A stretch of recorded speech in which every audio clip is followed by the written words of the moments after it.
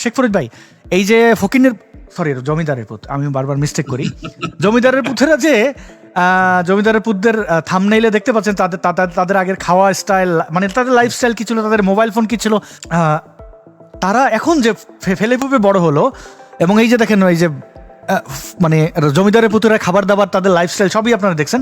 তারা এই যে চেয়ার ছেড়ে দিল, আবার 1000 কোটি টাকা মেরে দেওয়া, তাদের পিএসরাই এক একটা 500-600 কোটি টাকার মেরে দিছে, এবং এটা নিয়ে দুদকের কোনো তদন্ত হচ্ছে না। বুঝছেন ব্যাপারটা কি? তো এই ছাগলের 3 নম্বর বাচ্চাগুলো জমিদারের পুত্রা কেন এই ক্ষমতাটা এইভাবে ছেড়ে দিল? মানে তাদের ধান্দাটা কি, ফিউচার ধান্দা, নির্বাচন? এরা আবার ইলেকশন করবে, এই ধান্দায় তারা ক্ষমতা ছেড়েছে।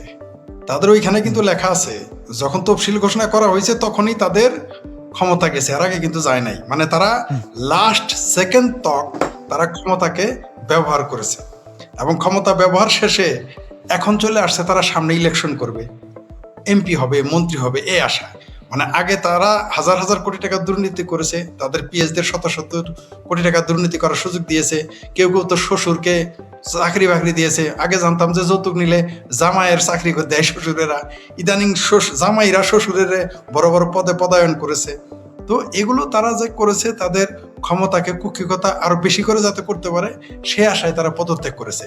এই যে এরা তো, আপনি তো জমিদারের পোলা লেখছেন, এরা হলো কেসকি বান্দির পোলা।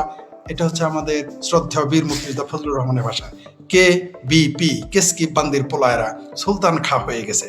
এই যে বিএনপির আরেক নেতা বলেছেন, হাবিবুর রহমান হাবিব বলেছেন, এরা থাকতো মেসে, চলতো বাসে, আর এখন তারা খাবার বিল দিতে পারতো না। তারেক বলছে যে লন্ডন থেকে তারেক রহমানের কাছ থেকে পয়সা এনে এদের পয়সা দিত। এটা তারেক বলছে যে তারেক রহমানের কাছ থেকে পয়সা এনে দিত।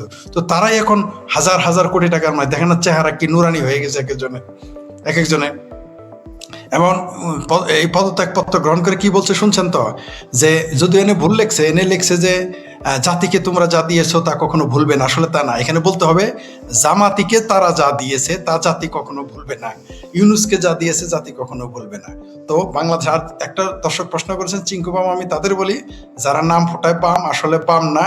চিঙ্কু বামদের 3 কাজ: মুক্তিযুদ্ধ বিরোধিতা করা, ভারত বিরোধিতা করা, আর আওয়ামী লীগের বিরোধিতা করা। যারা বাম না হয়ে বামের ভাব ধরে তাদের চিঙ্কু বাম বলি।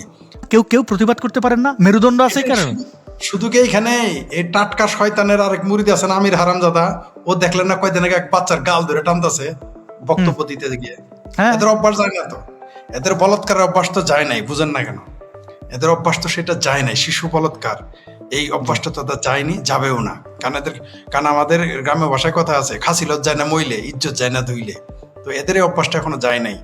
আর প্রিয় দর্শক, এই যে শিবিরের যে পাকিস্তানি প্রেতাত্মাদের যে রুহানি আওলাদ, এই যে ছেলেটা যে শিখিয়ে দিয়ে গেল কিভাবে শিক্ষক পেটাইতে হয়, যাক ভালোই করেছে। কাঠ খাইলে আংরা হাঁকতে হবে। আগামীতে দেখা যাবে, এই তো আর দিন শেষ না, তবে দেখতে পারবেন এর ফলাফল কি দাঁড়ায়। তবে এটা করে ভালো করেছে, কারণ এখন কারো আসমান কাঁপে না, এখন কেউ মৃত্যু পতাকায় আর চিকরি করে না, এখন সব জায়েজ।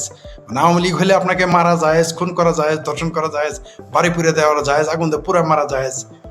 এখন মানবতা কারো জাগে না, গণতন্ত্র জাগে না, এখন আর কোনো কিছু জাগে না। এই আর যাতে না জাগে আমরা দোয়া করি, এইভাবেই থাকবো, দেখা যাক সামনে কি হয়। জি, অনেক ধন্যবাদ শেখ ফরিদ ভাই।